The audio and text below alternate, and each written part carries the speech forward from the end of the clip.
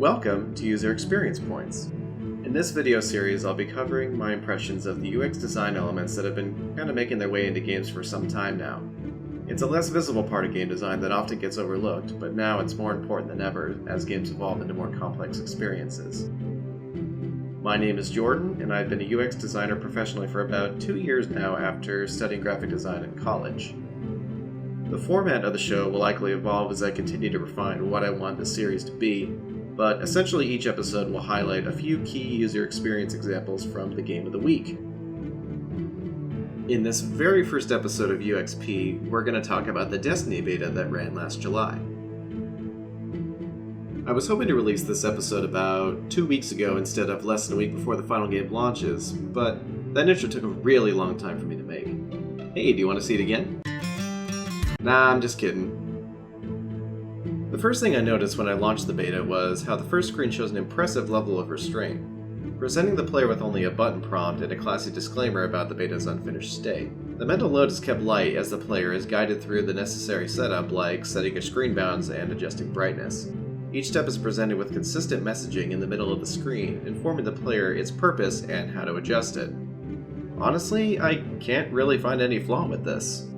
This all may seem like the most obvious way to do this, but many games get this wrong by cramming all the initial settings on one screen, leaving the player with up to 4 different sections they have to mentally process and navigate through, sometimes different controls even. If you're taking a player through a step-by-step process, why show them more than one step at a time? This is what I'm talking about when I mention mental load.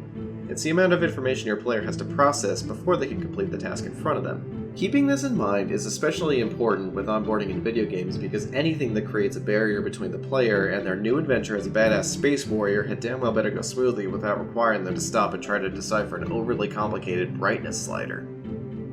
With onboarding out of the way, the player is immediately taken to the class selection screen. Each class is presented with a brief description and a preview of that class's skills. It's actually a really smart choice to present this screen before letting the player get into the finer details of character customization, since choosing a class can get them thinking about how their character should look.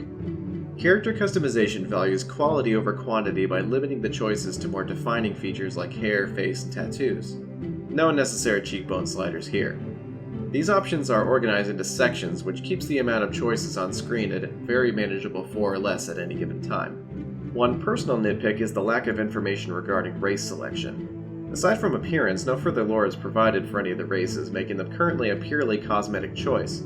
This could very well be explained later in the game, but it seems like a missed opportunity. Haha, perfect.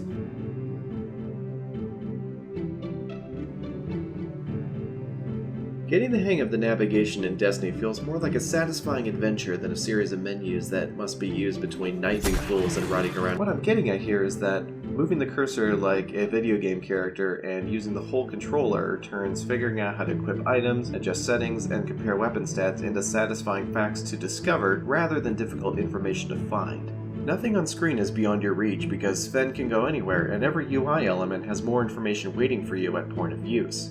This also allows the interface to take any shape it wants without affecting navigation. Moving around and highlighting things even feels like a game because the interface moves opposite the cursor, much like the environment moves with the character in an old-school dungeon crawler.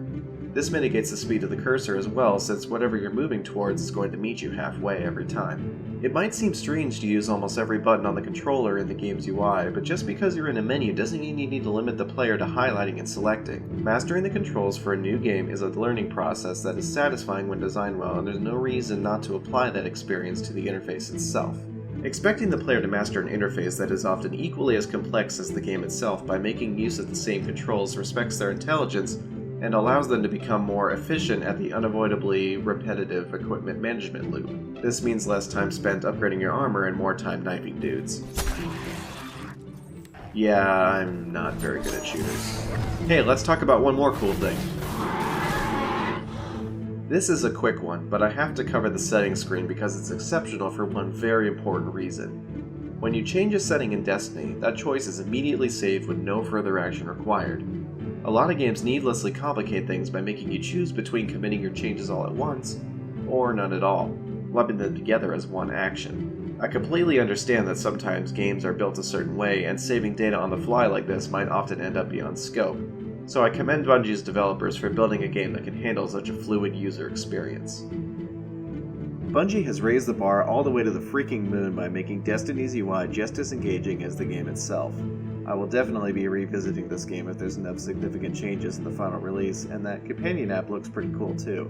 But next week we're going to talk about something else. Thank you for watching, and be sure to subscribe if I've uncovered your inner fascination with UX design in video games.